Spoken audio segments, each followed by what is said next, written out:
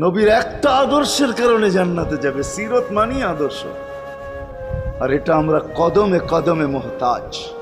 কেননা এই ছোট জীবনটা যদি গ্রহণযোগ্যতা পর্যন্ত পৌঁছাইতে হয় আল্লাহর কাছে, চাই নারী হই, চাই যুবক হই, চাই বৃদ্ধ হই, যেই মানুষই হই না কেন, যেখানেরই হই না কেন, যেই বাসারই হই না কেন, যেই বর্ণেরই হই না কেন, যেই পেশারই হই না কেন, যেই সোসাইটিরই হই না কেন, এই জীবনটাকে যদি গ্রহণযোগ্যতা পর্যন্ত পৌঁছাইতে হয় কার কাছে? দুনিয়া আলাদের কাছে না, মালিকের কাছে, যিনি এক ফোঁটা পানির থেকে অস্তিত্ব দিছেন, যার কাছে আবার আমাদেরকে ফিরা যেতে হবে।